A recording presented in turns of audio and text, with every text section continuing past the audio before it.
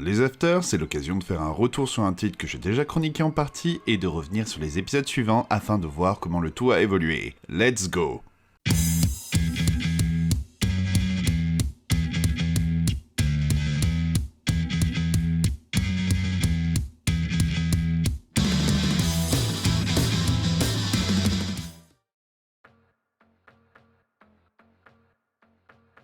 Il y a quelques temps, années je veux dire, je vous avais parlé du tome 1 et 2 des Tortues Ninja version IDW qui était sorti chez Soleil. L'éditeur était allé jusqu'au tome 4 avant de tout arrêter et il faudra attendre iComics pour que la suite voie enfin le jour, ainsi que la réédition des 4 premiers tomes sous le nom de tome 0, puis sous le nom d'Intégral numéro 1.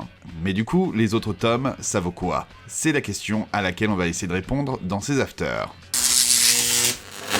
Le repère des tortues dans les égouts est dévasté grâce à la sombre alliance entre Baxter Stockman et le chat mutant Old Hob. Maintenant que les tortues sont sans abri et que Maître Splinter a été kidnappé, les choses n'ont jamais semblé plus mal engagées pour nos héros. Mais ils pourraient peut-être trouver la clé de leur salut en la personne d'April O'Neil. Aucun changement. Le tome est sorti en 2011 aux USA et en 2012 en France.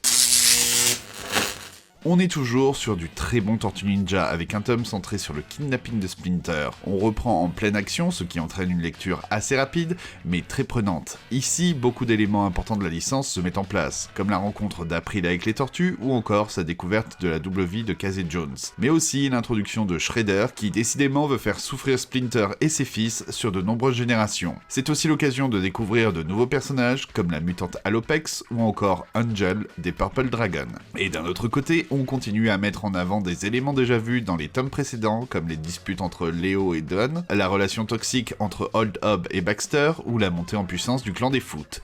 Et j'avoue que c'est très agréable que ce tome se repose un peu plus sur April, prenant le temps de mettre en avant les personnages un par un. L'introduction de Shredder est aussi bien réussie, nous le montrant directement comme une véritable menace, auquel Splinter, puis les tortues, vont devoir faire face. À la fin du tome, des questions restent en suspens. Est-ce que Old Hob est mort après le départ de Baxter? Qu'est-ce que la confrontation des tortues va avoir changé vis-à-vis de Shredder et de la guerre des clans? Les forces de cette nouvelle itération sont toujours là. Rendre hommage aux différentes versions, tout en modernisant la formule avec une tonne d'action, d'humour, et le tout en faisant avancer l'histoire qui semble être écrite sur le long terme. Le travail de Dan Duncan est toujours aussi efficace, avec son trait anguleux, mais qui arrive à bien retranscrire le dynamisme de l'action. Le seul bémol qu'on peut lui reprocher est peut-être l'absence de décor sur pas mal de cases. Suite et fin de la première grosse histoire de cette nouvelle version des Chevaliers d'Écailles qui nous montre que la qualité est toujours en rendez-vous, à tel point qu'on a là l'une des meilleures séries de super-héros de l'époque. On prend un vrai plaisir à lire ce tome, et il est dur de reposer le livre avant d'avoir fini l'histoire tellement le tout est prenant et intense. A voir s'ils arriveront à continuer sur cette lancée avec les tomes suivants. Côté édition récente, c'est avec ces épisodes et les micro-séries sur les Tortues et Splinter que s'arrête le premier tome de l'intégrale de iComics. Shredder est enfin là, de l'action à fond, c'est toujours aussi bon. Un peu moins d'émotion, certains persos auraient mérité d'être un petit peu plus développés, ce qui est le cas dans les micro-séries pas présentes dans le tome d'origine. Voilà ce qui conclut cette première after sur les Tortues Ninja. J'espère que cela t'aura donné envie de donner ou redonner sa chance à nos tortues préférées qui ont eu un destin éditorial un peu compliqué. On se retrouve très vite pour une prochaine vidéo, et pour ne louper aucune sortie, n'hésite pas à t'abonner à la chaîne. Pour m'aider, rien de plus simple, pense à partager cette vidéo sur tous tes réseaux sociaux, et il y a aussi la page Tipeee si tu as envie de m'aider financièrement avec le matériel.